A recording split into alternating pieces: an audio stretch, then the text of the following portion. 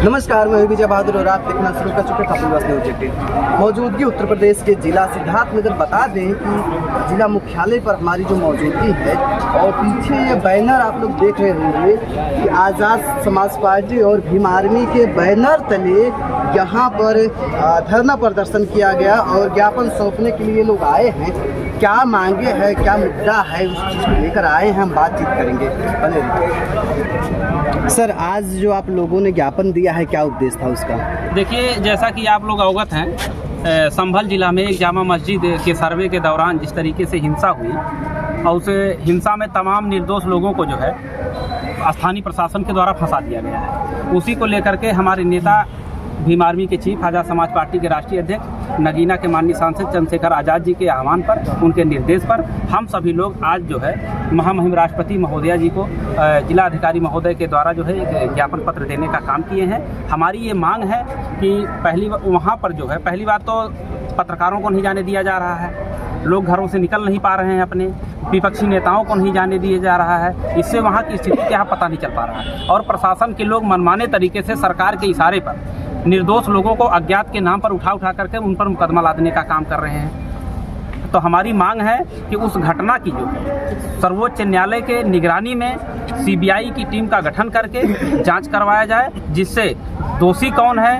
दूध का दूध पानी का पानी अलग हो जाए कि वहाँ पर वास्तविकता में दंगा किसके द्वारा हुआ। क्या लग रहा है आप लोगों की जो सत्ता पक्ष है और प्रशासन की मिली भगत से ये घटना हुआ है, और क्या जो पत्रकारों को नहीं जाने दिया जा रहा, विपक्षी नेताओं को नहीं जाने दिए, क्या कुछ छुपाने का लग रहा है? क्या छुपा रही है सरकार? देखिए, मैं आप लोगों को बताना चाहता हूँ कि आप लोग देख रहे होंगे भारतीय जनता पार्टी की सरकार जब से आई है तो ये अपने ही आदमी को खड़ा करते हैं, उसके बाद न्यायालय में जा करके याचिका डालते हैं और उसके बाद उस याचिका के नाम पर जो दंगा करवाते हैं, ये आप किसी से छुपा नहीं है। और रही बात उस स्थल पर जो मीडिया बंधुओं को जाने से रोका जा रहा है, क्योंकि जाहिर सी बात है मीडिया इस देश के चौथा स्तंभ है, वो जन जन की आवाज़ है। अगर वहाँ जाएंगे तो वहाँ की वास्तविकता को, उसकी सच्चाई को लोगों तक पहुँचेगी, वो देखेंगे तो इनका चेहरा जो है वो बेनकाब होगा। जो ये नफरत की राजनीति भारतीय जनता पार्टी कर रही है वो उनका चेहरा बेनकाब हो जाएगा, इसलिए रोका जा रहा है। क्या अगला कदम आप लोगों का क्या होगा? देखिए, हमारे नेताजी कहते हैं कि इस देश शरीर के अंदर रक्त का आखिरी कतरा भी जब तक है तब तक इस देश के बहुजन शोषित, वंचित, पीड़ित लोगों के लिए वो न्याय के लिए संघर्ष करते रहेंगे। हम लोग उनके एक तरह से राजनीतिक शिष्य हैं, उनके चेले हैं। हम लोग भी उसी सिद्धांत पर चलने का काम कर रहे हैं। हम लोगों से कुछ हो या ना हो, हमारी मांगें मानी जाएं या ना मानी जाएं, लेकिन हम अपने कर्तव्य को पूरा करने से पीछे नहीं हटेंगे।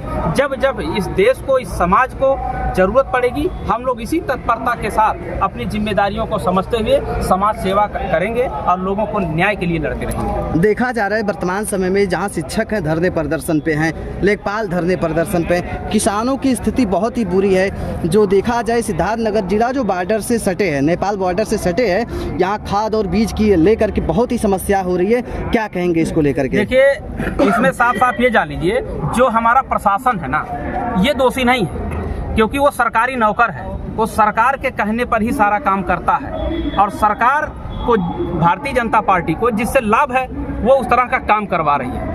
हमारे जो प्रशासक हैं ये नहीं चाहते हैं कि हम जनता का काम ना करें। वो जनता के नौकर हो क्यों नहीं करेंगे? जनता के टैक्स पेयर से सैलरी ले रहे हैं, वो जनता काम क्यों नहीं करेंगे? जनता से क्या दुश्मनी हो सकती है? लेकिन ये भारतीय जनता पार्टी वोट के नफे नुकसान के चक्कर में प्रशासकों को इस तरीके से प्रयोग कर रही है कि वो ईमानदारी से, संविधान के अनुसार, कानून के अनुसार काम ही नहीं कर पा रहे हैं। आप जो जगह जगह देख रहे हैं, ये जो धरना प्रदर्शन वगैरह चल रहा है, लेखपालों का भी चल रहा है, हो क्या रहा है? जो भारतीय जनता पार्टी के नेता हैं, चाहे जिले स्तर के हों चाहे राष्ट्रीय स्तर के हों, ये लोग अपने मनमाने तरीके से उनसे काम करवाना चाहते हैं। जब वो नहीं करते हैं तो उनको इस तरीके से निलंबित किया जाता है। सत्ता पक्ष जो कहती है कि भाजपा की सरकार में सारे लोग सुखी हैं, किसान देखा जा रहा है 2-2, 3-3 बजे खाद के लिए, गेहूं के लिए लाइन लगाया है और प्रशासन के द्वारा डंडे पड़े हैं, उनको क्या कहेंगे इसको? आप ये बता दीजिए विजय भाई, अगर भारतीय जनता पार्टी के शासन में लोग बहुत खुशहाल हैं तो इनको वोट मंदिर मस्जिद के नाम पर क्यों मांगना पड़ रहा? इस देश के अंदर इनको दंगे क्यों करवाने पड़ रहे हैं? इस देश के अंदर सांप्रदायिक तनाव क्यों पैदा करना पड़ रहा है? इससे साफ जाहिर होता है अपना काम गिनाने के लिए इनके पास नहीं है, कुछ नहीं है, और ना ये कुछ कर पा रहे हैं देश के विकास के लिए और समाज के लिए। इसीलिए ये जो है देश को सांप्रदायिक आग में झोंक देना चाहते हैं। इनको इनकी सत्ता मिलनी चाहिए, देश भाड़ में जाए, समाज भाड़ में जाए, इनको देश से कोई प्रेम नहीं है। इतिहास गवाह है, आप जानते हैं देश आज़ादी के दौरान भी इन लोगों ने इतना लंबा विरोध किया, न संविधान को माना, न झंडे को माना, न और भारतीय संविधान और कानून को माना। ये लोग कल भी जो है मनुस्मृति को लागू करना चाहते थे, आज भी ये वर्चस्व की लड़ाई लड़ रहे हैं। ये चाहते हैं कि हम समाज में श्रेष्ठ बने रहें, इसके अलावा उनकी कोई लड़ाई नहीं है। उस श्रेष्ठता को पाने के लिए, वो वर्चस्व को प्राप्त करने के लिए इस देश को किसी भी दुर्दशा में ढकेलने को भारतीय जनता पार्टी के लोग तैयार हैं।